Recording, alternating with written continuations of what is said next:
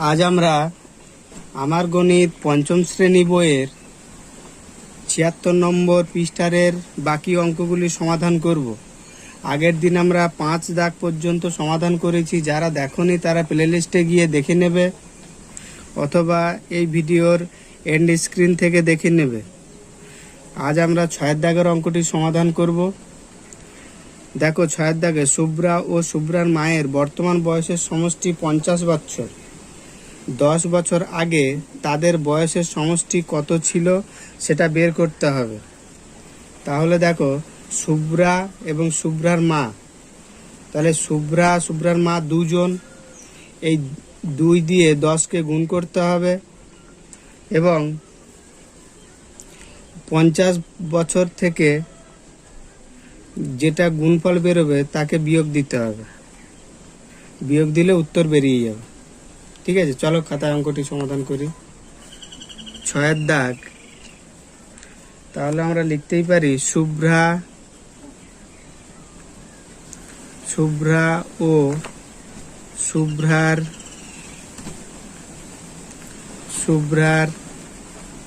মায়ের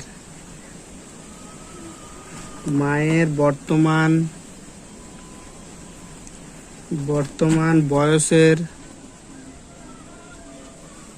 বয়সের সমষ্টি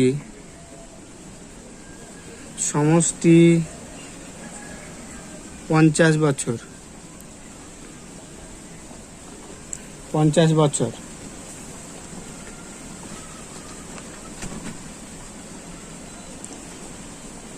তাহলে আমরা লিখতেই পারি ১০ বছর আগে তাদের বয়সের সমষ্টি ছিল, তাদের বয়সের সমষ্টি ছিল ৫০ বিয়োগ ১০ গুণ ২। তাহলে ৫০ বিয়োগ ১০ দুগুণ কত? ২০। তাহলে ৫০ থেকে ২০ বিয়োগ দিলে কত থাকবে? ৩০ বছর।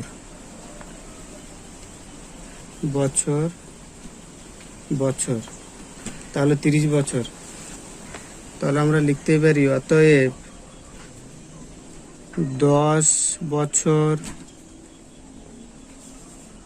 আগে তাদের বয়সের সমষ্টি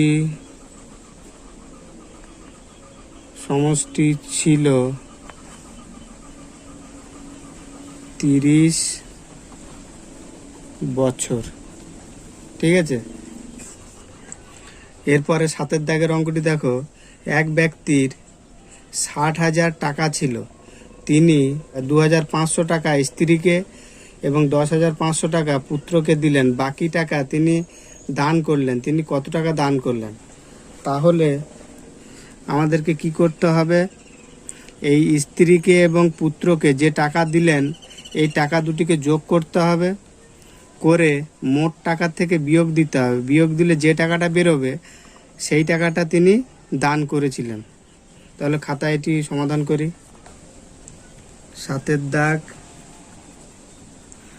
তাহলে আমরা এখানে লিখতেই পারি ৬০,০০০ টাকা বিয়োগ স্ত্রীকে কত টাকা দিয়েছেন? ২,৫০০।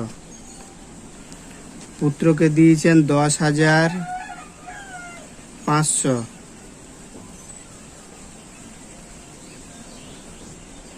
টাকা। তাহলে ৬০,০০০ টাকা বিয়োগ, তাহলে এই টাকা দুটো যোগ করে দেবো। তাহলে শূন্য করতে শূন্য, এই শূন্য যোগ দিলে শূন্য, 5-এর সঙ্গে 5 যোগ দিলে 10, 10-এর 0, হাতে থাকে 1, আর এদিকে 2, 3, 1, তাহলে কত হচ্ছে? 13,000 টাকা। 13,000 টাকা। এবার 60,000 থেকে 13,000 বিয়োগ দেব। শূন্য করতে 0, 0 সঙ্গে 0 বিয়োগ দিলে 0, 0 সঙ্গে 0 বিয়োগ দিলে 0, এখানে 0 আছে, এখানে 3 আছে, তাহলে একে 10 ধরবো। তাহলে 3 আছে, কত দিলে 10? 7, হাতে রইল 1, আর এই 1, 2 আছে, কত দিলে 6? 4, তাহলে এত টাকা। তাহলে কত টাকা হলো? 47,000 টাকা। তাহলে আমরা এখানে লিখতেই পারি, অতএব তিনি 47,000 টাকা দান করলেন।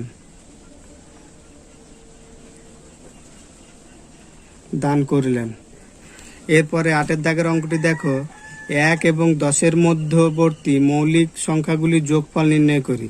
তাহলে 1 থেকে 10-এর মধ্যে যে মৌলিক সংখ্যাগুলো আছে তার যোগফল নির্ণয় করতে হবে। 8-এর দাগ, 1 থেকে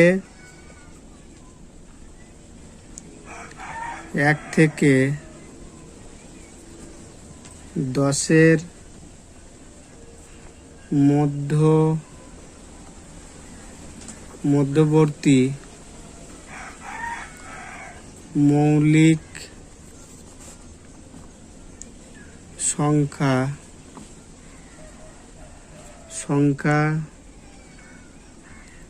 সংখ্যাগুলো হলো। তাহলে 1 থেকে 10-এর মধ্যে মৌলিক সংখ্যাগুলো কি কি? 2, তারপরে কত আছে? 3, তারপরে কত আছে? 5, 7, এইগুলো হচ্ছে 1 থেকে 10-এর মধ্যবর্তী মৌলিক সংখ্যা। এগুলোকে যোগ করতে হবে। তাহলে আমরা এখানে লিখি, অতএব মৌলিক সংখ্যাগুলো হলো 2 যোগ 3 যোগ 5 যোগ 7। তাহলে এগুলোকে যোগ করি, যোগ করলে কত হবে? 5, 7, 5, 12, 12 আর 3, 12, 13, 14, 15, 16, 17। তাহলে যোগফল কত বেরোলো? 17। তাহলে আমরা এখানে লিখতে পারি, অতএব মৌলিক সংখ্যাগুলোর যোগফল হলো সমান 17। ঠিক আছে। 9-এর দাগের দেখো, একটি শ্রেণীর 42 জন শিশুর গড় বয়স 11 বছর, তাহলে তাদের বয়সের সমষ্টি কত? খুবই সোজা, 42-কে 11 দিয়ে গুণ করে দিতে হবে, গুণ করলেই গড় বয়স বেরিয়ে যাবে। ঠিক আছে।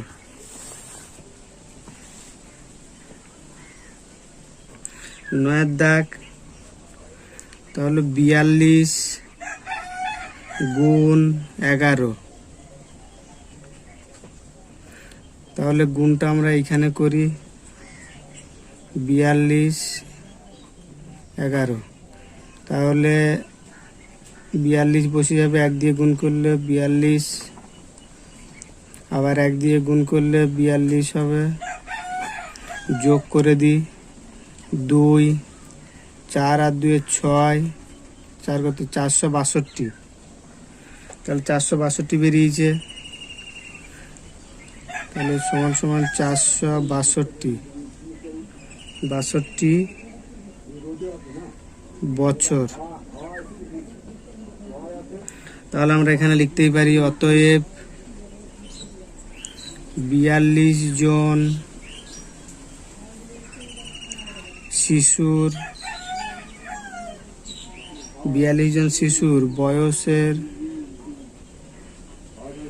বয়সের সমষ্টি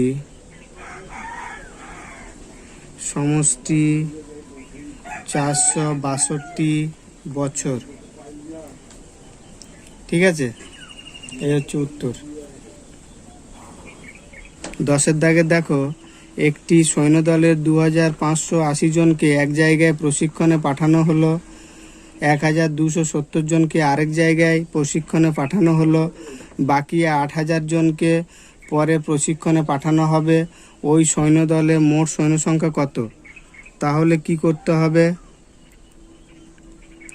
এই তিনটে সংখ্যাকে যোগ করে দিতে হবে। 2580, 1270, 8000কে যোগ করে দিলেই বেরিয়ে যাবে উত্তর। ঠিক আছে, চলো 10-এর দাগ। তাহলে প্রথমে কত ছিল? 2580 যোগ 1270 যোগ 8000। তাহলে এগুলোকে যোগ করে দিই। তাহলে 0 করতে 0 0, এখানে 7 আছে, 8 আছে, 8 7 15। যোগটা আমরা এইখানে করি, করলে সুবিধা হবে।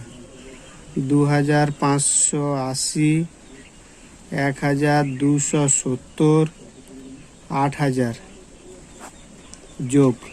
তাহলে 0 করতে 0, 8 7 15, 15 5, হাতে রইল 1, 2 1 3, 5 3 8, 8 আর 9, 9 10 11, 11850। এখানে জন লিখি, তাহলে 850, 11850 50 জন। ঠিক আছে, তাহলে আমরা লিখতেই পারি অতএব সৈন্যদলে মোট সৈন্য সংখ্যা 11850 জন। তাহলে আমরা এই অঙ্কগুলি সমাধান করে কি শিখলাম? যোগ, বিয়োগ, গুণ ও ভাগ সম্পর্কিত বাস্তব সমস্যার সমাধান শিখলাম। ঠিক আছে, যদি ভিডিওটি ভালো লাগে তাহলে একটু লাইক দিও এবং চ্যানেলটিকে সাবস্ক্রাইব করতে একদমই ভুলবে না। সবাই ভালো থাকো। ভিডিওটি দেখার জন্য ধন্যবাদ।